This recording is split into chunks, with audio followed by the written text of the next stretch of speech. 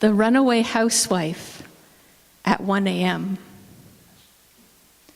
Leave your husband and son, travel west over the tomato vomit in the hallway, toward a ghost town, say Sanctuary, Saskatchewan, with a possible overnight in Hyde. First, find the door. Grab the last cinnamon bun to dull the razor blade of your tongue. Listen a moment to the clink-clock of your hot buttons tumbling in the dryer. The IKEA in your mind may yet have an exit. Stare past the Velcro voices, the selvages you've managed to unravel. There is no sin in the stumble to surrender. Falling feels like the dog's muzzle between the sofa cushions. And tonight, the last flush is your amen. Well, this is the book of my dirty little secrets as a mother. I never did actually run away from home to a ghost town. I found publishing a book and going on a book tour to Durham was much more fun. So thank you so much to Brick Books and to Words Aloud for the book and for sending me here. Now, I've read a lot of books about that joyous moment of meeting your child for the first time.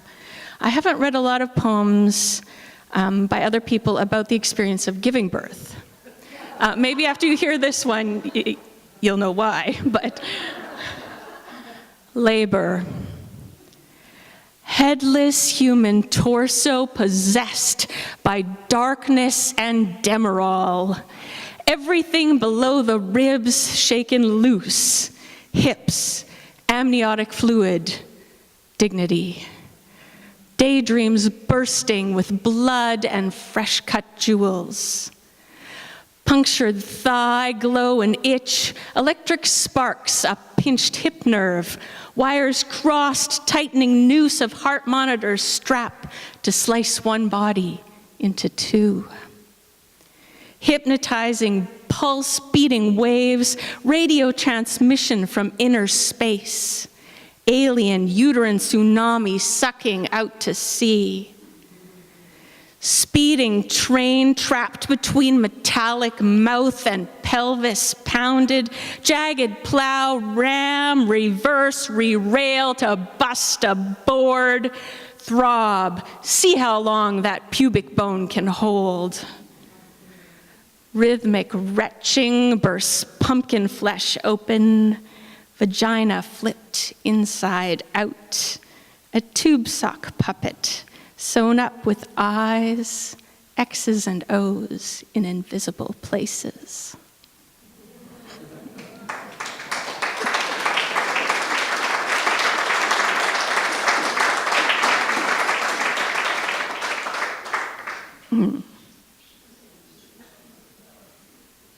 It's a boy.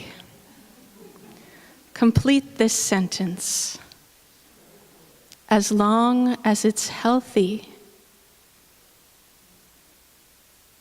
By the time your own startle reflex has kicked in and he's tested his grasp of your finger, melting your belly from the outside, you'll have counted his toes 1 to 10 twice, as if there's something to do with missing toes. Searched his frosted eyes, scried his tears, pressed his belly, pressed the nurse for assurance that, unlike your brothers, he will someday write his name, hug you back. As you pour yourself into him at 3 a.m., stare out the glazed window, rock rhythmically in the dark.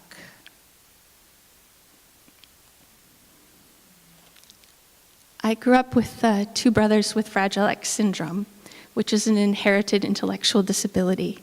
And when I was a teenager, my parents and medical researchers wanted me to get genetic testing. So I did, and I found out in college that there was almost 100% chance that I was not a carrier and my children would be perfect. And I'd have all those experiences that I saw other families have that I didn't have in my very unusual family. But I still started as a parent with a lot of anxiety, and that anxiety was reinforced by the judgment I encountered when my kids didn't develop or behave as expected. And this book is my chance to talk back.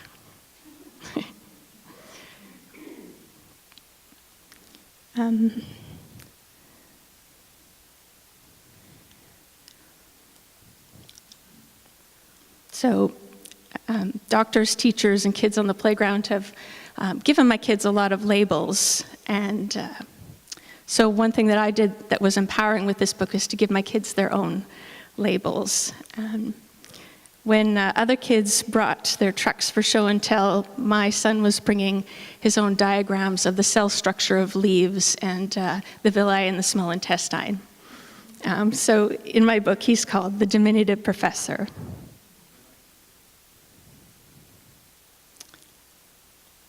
The diminutive professor takes summer vacation.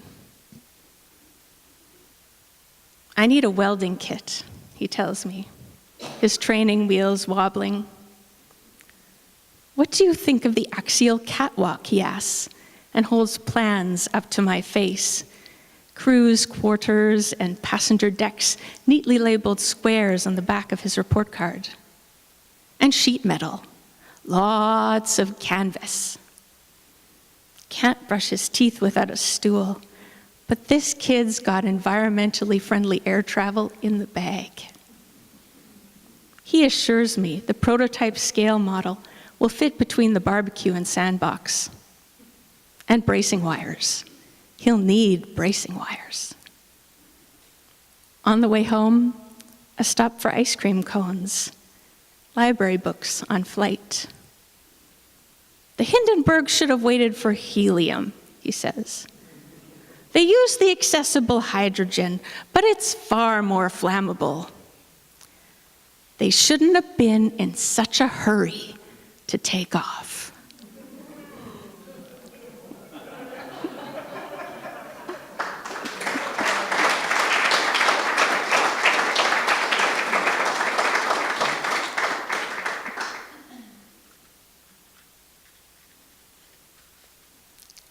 My book has a series of poems called Psychology, about the fruitless loops that you can get into when you're seeking help. This is one of them. Psychology 2. Early intervention is key, but he looks fine to me. Try ignoring the behavior. Come back in a year. The waiting list is 10 to 12 months. We'll call you. He's too young for diagnosis. Come back in a year.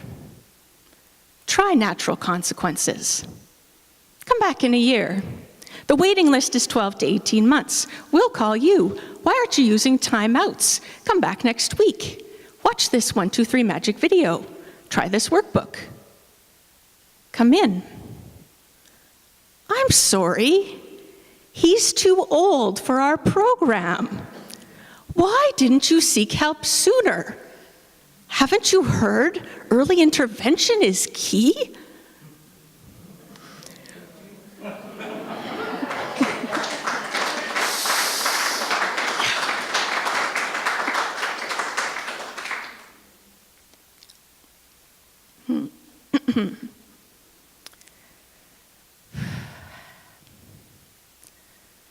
What doctors took 7 years to discover. He sits cross-legged on the sofa. In his lap, a library book about amazing Alfie, a little computer wired differently from all the others. Yelled at, laughed at, saves the day. A tear slides down my boy's lip, but his eyes are calm. I'm Alfie, he says. relieved this feeling finally has a name.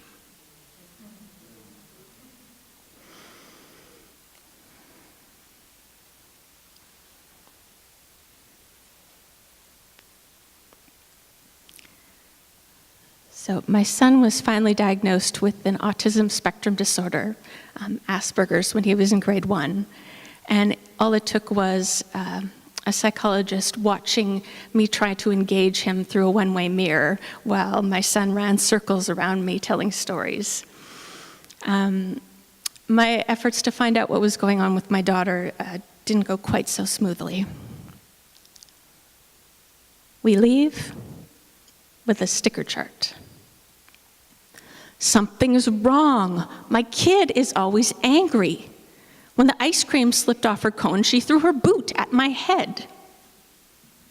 Beside me on the sofa, Dr. Brushoff, the psychiatrist famous for denying anything is wrong. I list the McDonald's treats she won't touch, the kid she decked for not believing in fairies, the fact that she won't wear pants. To prove to Dr. Brushoff that a lazy grab for disability tax credits is not the reason we are here, I rub my daughter's elbow, expecting her to scream. But today, she's too busy sketching medieval weapons to notice.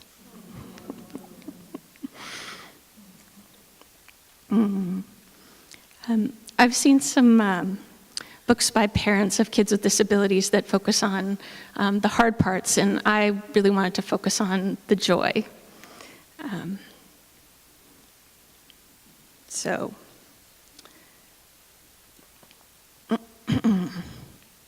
Purple squirrel. Breathe a word about those mauve mammals. Perhaps there are 3 outside your window now, and your dad will feign fear, his voice squeak, "Where? Where?" his hands trembling at the wheel while you throw your head back and giggle.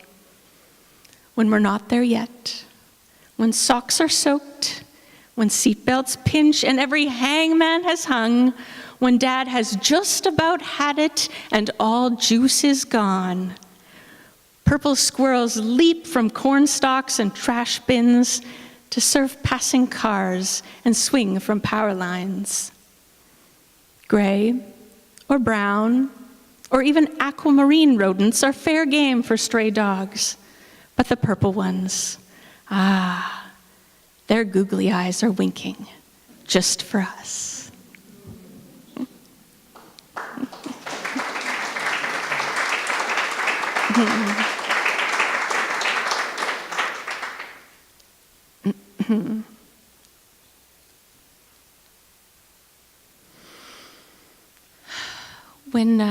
When we got my son's diagnosis, I was relieved to know that it wasn't just me. But when my daughter was diagnosed with an autism disorder as well, I fought it inside because she was my last chance to have some of those everyday experiences that I saw other families having. And also, so this is what it sounded like inside my head. It's not what they say. It's just quirkiness, your toe walk to whimsy. It's put on like a satin dress in the sandbox. It's a sign of intelligence, your 4-syllable words for no. It's the thrash of alligator arms that won't be shoved into a sweater. It's poor parenting. It's just attention-seeking, your screams over lumpy jelly. It's the brother's example, the way he gulps hysteria like helium. It's poor parenting. It's the food coloring, turning your lips blue, your brain to slush. It's poor parenting. It's time for meds, a side effect of my inattention. It's the teacher, immune to the tingly coolness of brick and the slip of pudding. It's poor parenting. It's forever. It's not fair that in 20 years my friends' festive tables will grow leaves. It's poor parenting. It's my fault, the way I unhinge like an old refrigerator. It's story time, tucked into tattered quilts, You and me and our talking mice. It's the smell of your hair, like falling oranges and hosed dog. It's still you.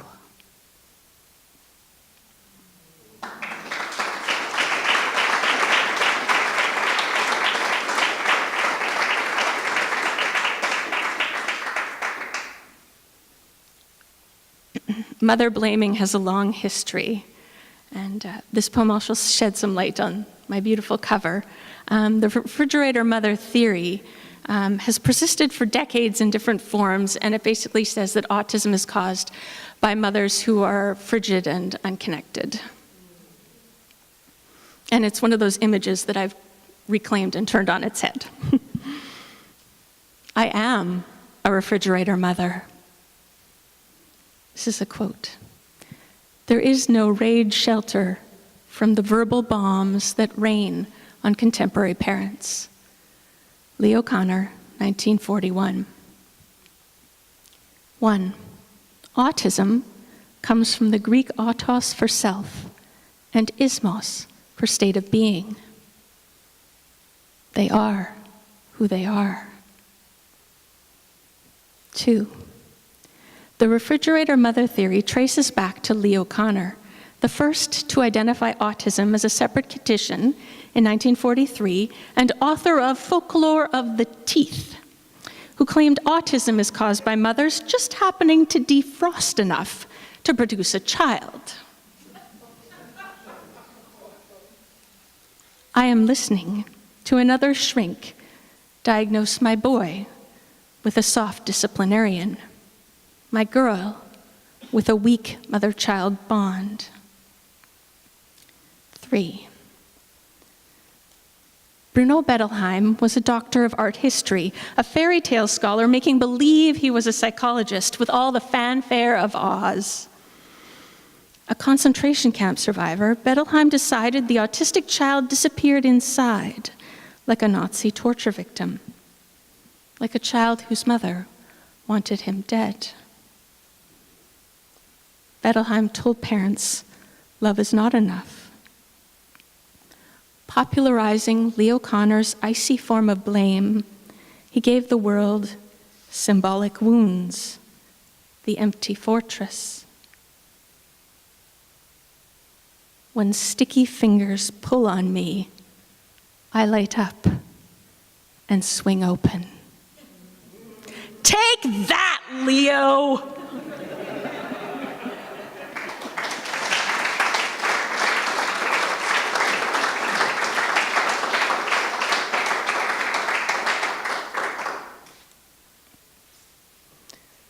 Now, if you have a diagnosis of any kind in your family, friends, strangers, and news feeds will tell you everything you could have done to prevent it. One study said that men who aren't attracted to curvy women are more likely to have autistic sperm. But I also read that curvy women are more likely to have autistic eggs. So look at your partner. If you're not attracted to them, you're probably safe. So, since so many people seem to have the answer to what causes Asperger's or autism, I decided to write the definitive guide for how to make sure that you too can have an Aspie. To make an Aspie. Make love to a computer tech beneath a Hopper's Ugmart sign. Line maternity bras end to end like digesting cobras down the hall. For the first trimester, ingest more than your share of blue food coloring to make your gut electric. Chant in Klingon. Hang alphagetti tins over your bed to ward off flexibility. Sort your friends by texture. Soft ones set on delicate. Those heavier loads, throw in with a towel. Stuff your pockets with Pop-Tarts chewed in the shape of pteranodons. Paint your belly with the flags of uncharted territories. Sleep on annotated maps, the indices to treaties. Play punk rock, but tell them it was Mozart. Read What to Expect When You're Expecting while hanging upside down from a laundry list of excuses. Befriend the last 67 children born without it. Laugh. Feel the itch and rip out all your labels.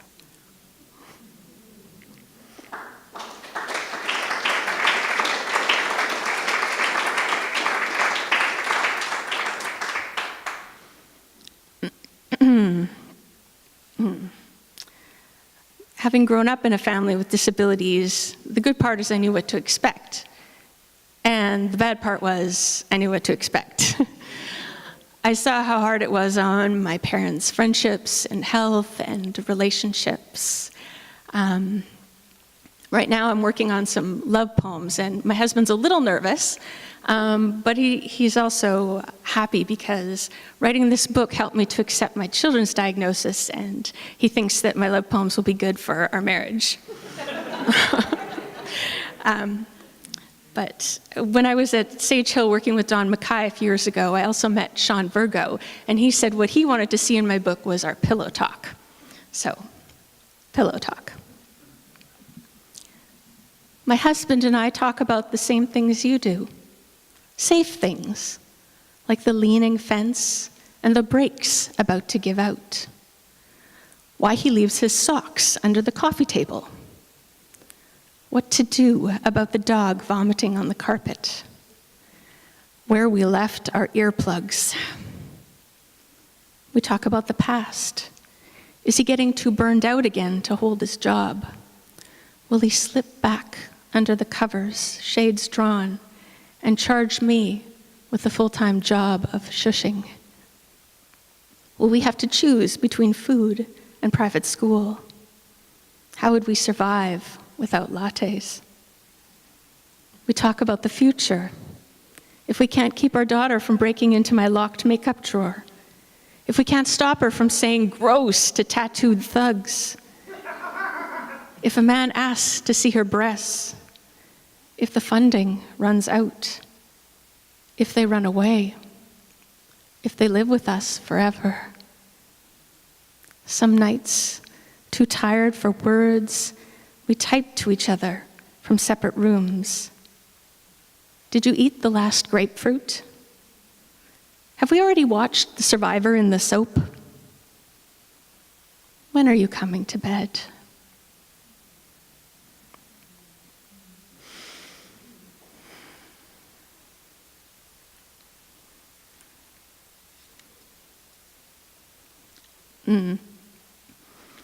After I started working on these poems in 2011, the voices in my head changed when difficult things happened with my kids, from, oh no, not this again, to, oh yes, this will make an awesome poem.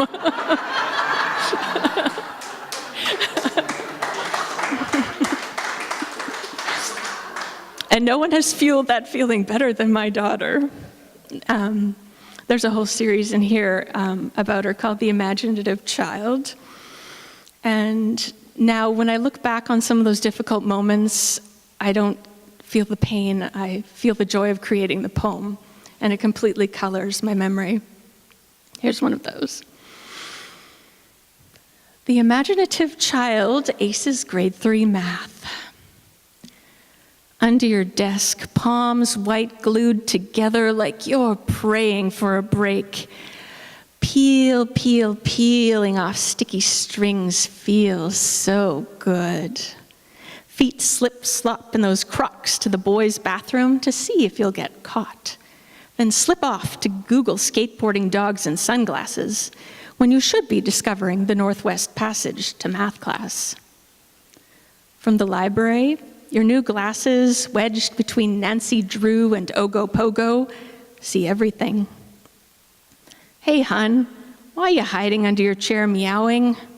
Sure, cats don't do math, but you're good at multiplying. 6 stern looks by 10 o'clock.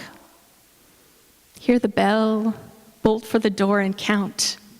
The boot rack caught your 7 flying socks and 3 muddy mitts this week. For homework, list 10 reasons not to moon the teacher.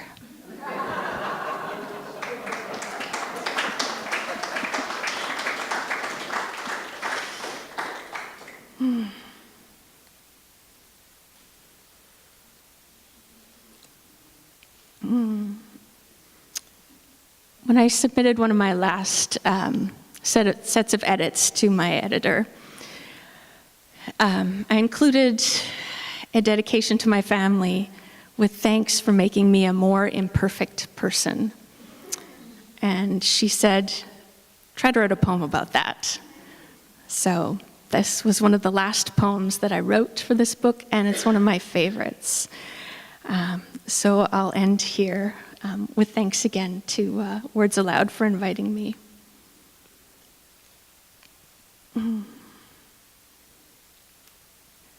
To make a more imperfect person. Teach me to yell like a Wookiee, yodel like hell. Gone are the days of overthinking the cat in the hat's motivation. No more wearing white. Wild child, give your mother words for all that's alien. Hyperdrives, holodecks, and naps. Make me forget the names of acid-washed bullies and the reason I ever leave the room. Teach me that 4 p.m. is made for Fruit Loops and disco. Burp the Greek alphabet to the tune of Zest commercials. Let's reclaim Narnia for the naiads while the rigatoni burns. Who says it's rude to praise shoppers for their resemblance to Stegosauri? Oh, baby, make me toss the experts. Make me believe in mutants and mermaids again. When I see dust, show me sparkle. Grant me earworms and wormholes, earthworms and whims. Write me a thesaurus in which the synonym for soothe is keep your distance, and the opposite of late is just stay home. Smear my smug chin with peanut butter. Teach me to hide Mother's Little Helpers, Dr. Pepper and the Three Musketeers in the folded arms of sweaters. Make me choose between losing you at Value Village and starring as your abductor on Canada AM.